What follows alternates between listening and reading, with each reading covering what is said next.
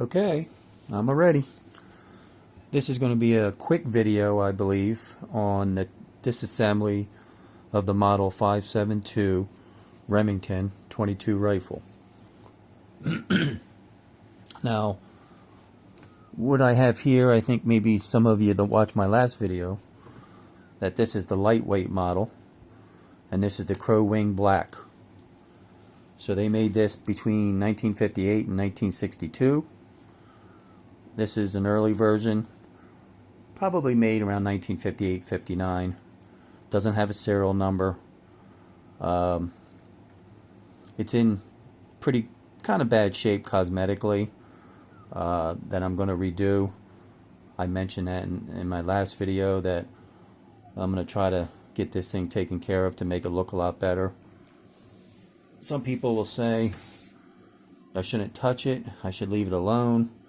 Yeah, I guess I should. I mean, that's the right way of doing it.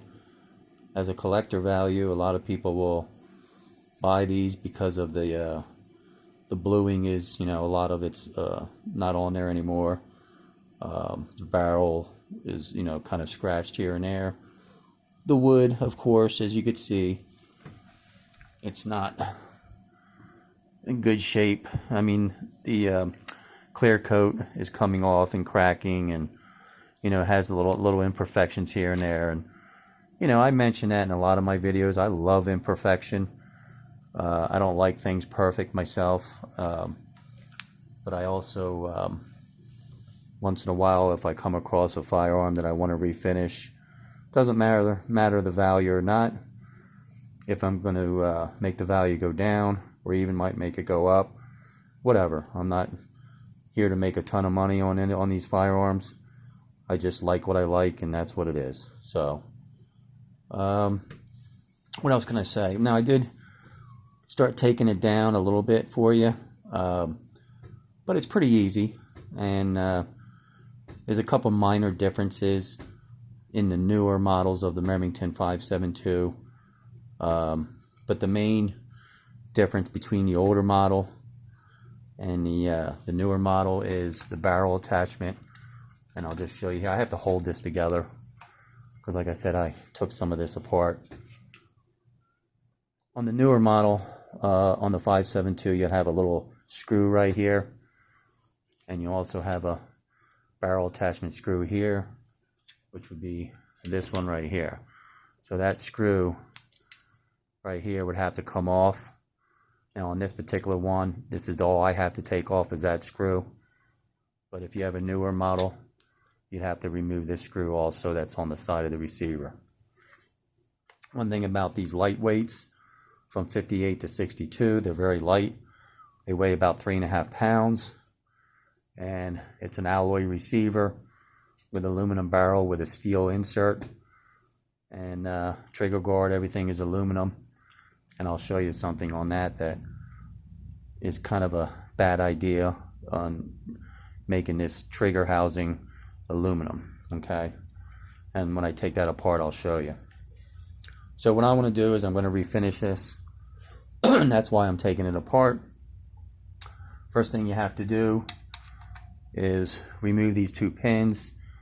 You just take a hole punch thin enough for these pins and just knock them through. And as soon as you start to get them through, just pull them out. They'll come right out, okay? Same thing with this little pin here. Just pull it out, all right? And just put that aside. Now you'll see that has kind of a spring action, but it comes out, it goes in easy, and there's your trigger housing. And to reassemble, I'll make another video showing you how to reassemble everything completely. So here's your trigger housing. Like I said, it's cast aluminum.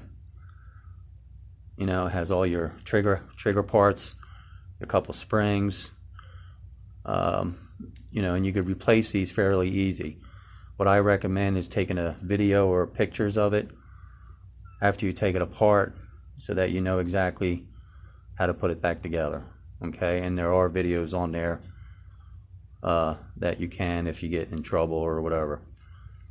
There's a couple minor different parts in the newer models that are added on, and you could find those online and look at those, but this is the older model. And here's one major problem of making this thing aluminum housing on your trigger housing. As you can see the wear on top of here. And this is not a piece that you can replace. This is actually part of the mold of the trigger housing. Okay?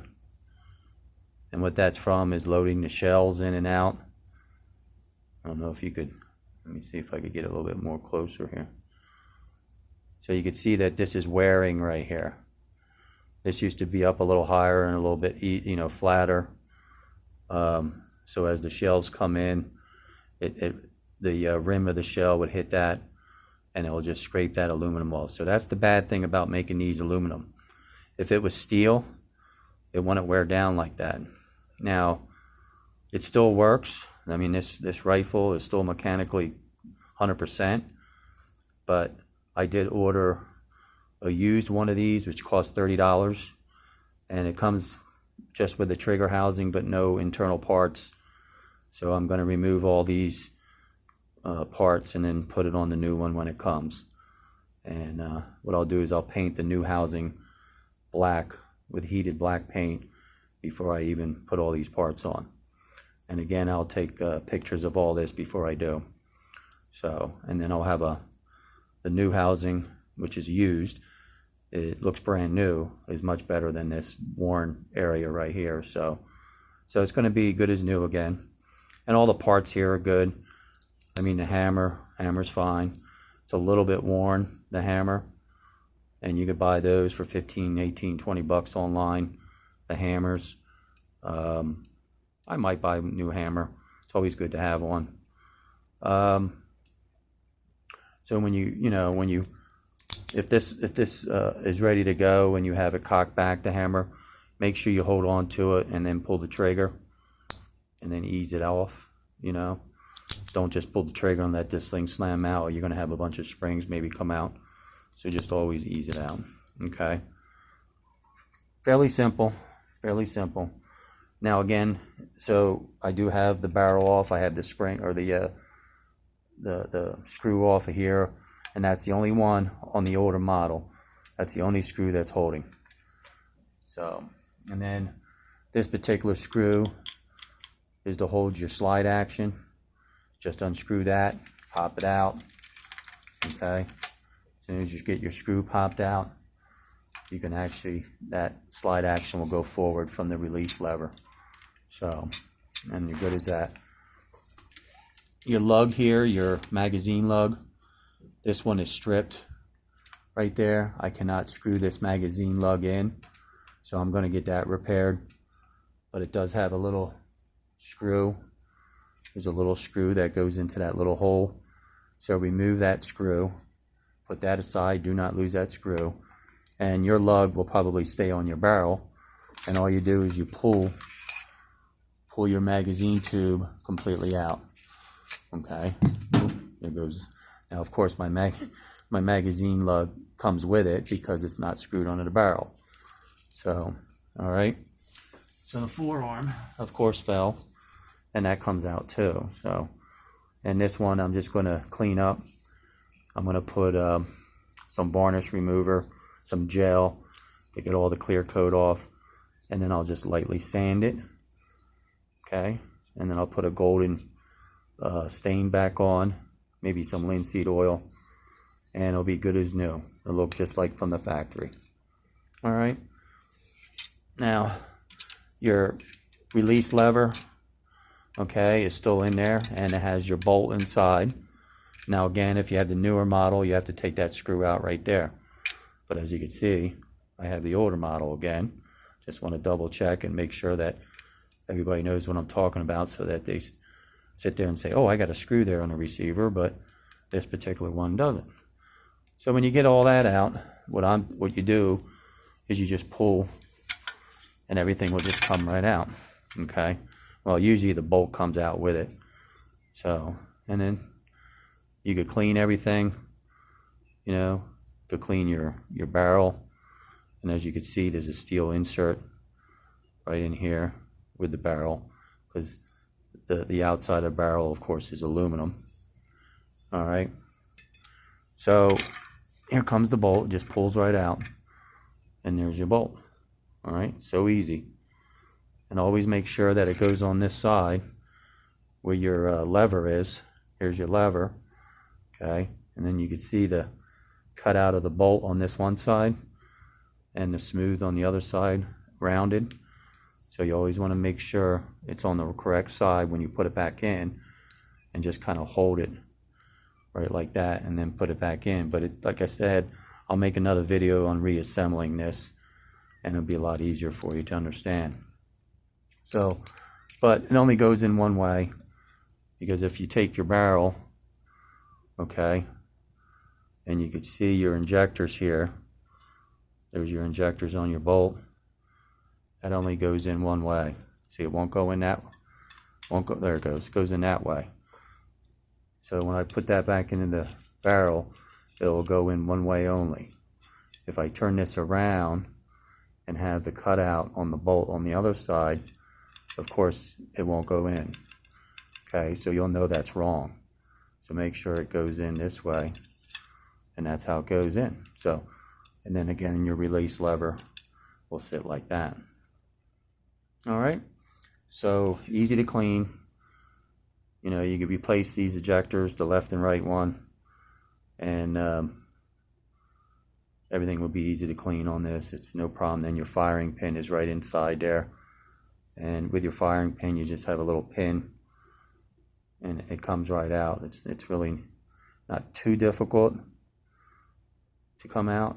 I mean, it can be done, but as long as your fire pin's working correctly, I won't even bother attempting to do that. So there you go. And then everything else, when you take your, of course, your butt plate, you only have the 2 screws there. Take the 2 screws off. This is aluminum butt plate. I'm going to spray paint that black. And then of course you have your flathead screw down here, about 5-6 inches down.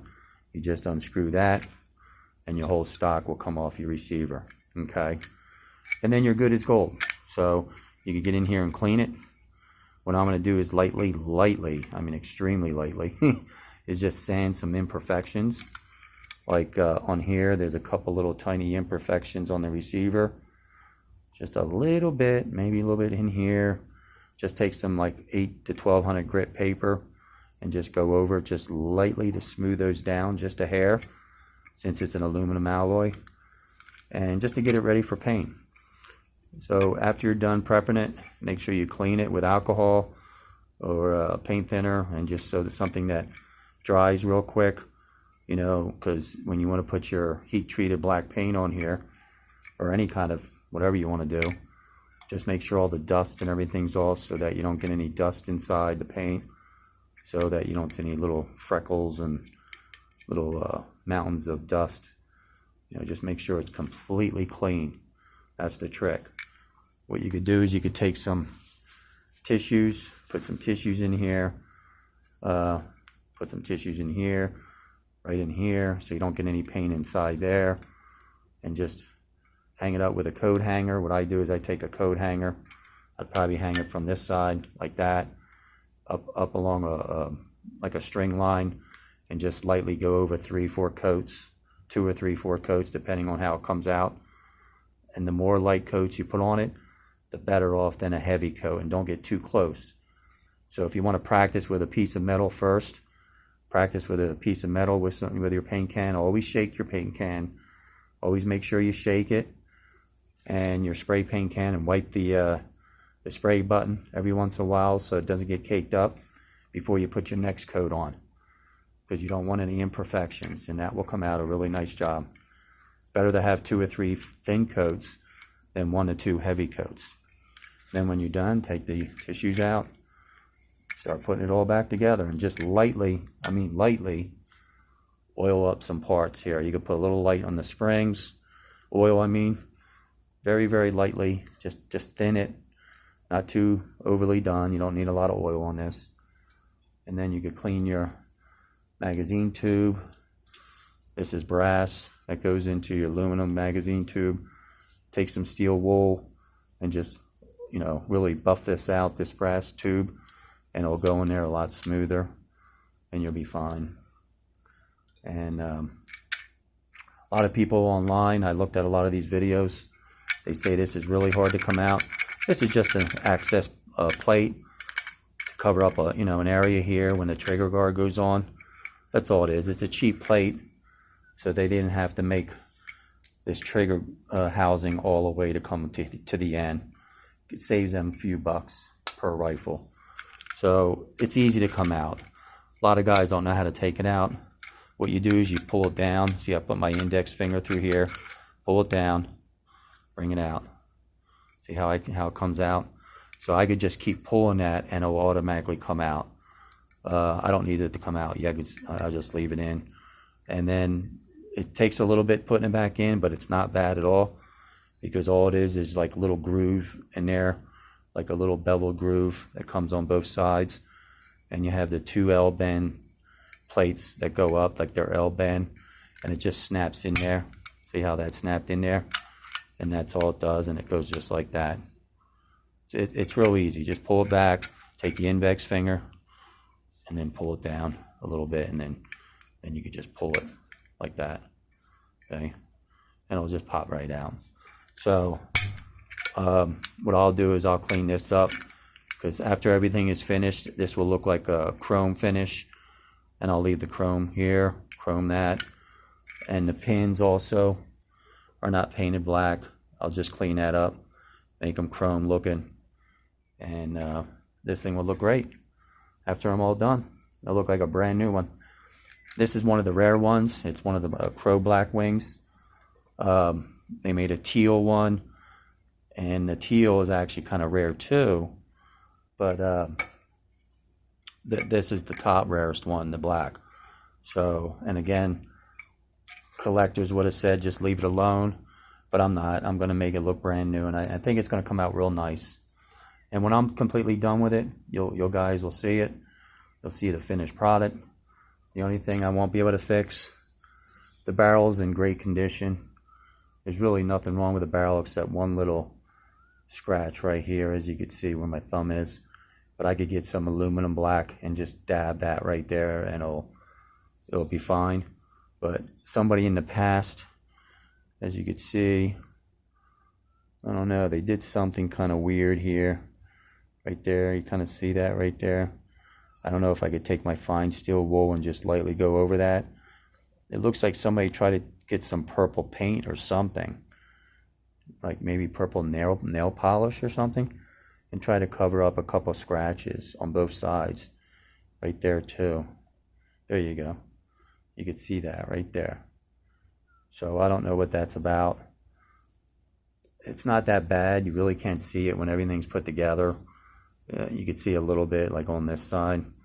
So we'll see how that turns out, and if I just leave it or not. Okay, all right. Again, this is the lightweight model made around 1958 to 59. I'll show you the finished product soon. Hopefully I have enough energy and feel good on getting this thing done, because it's not a lot of work. It really isn't. Once I get the paint, once I get the receiver done, it's only maybe a couple hours on this tops, putting it all together, and again waiting for my new part to come in. That would only take me about 15 minutes, 20 minutes to get all that ready.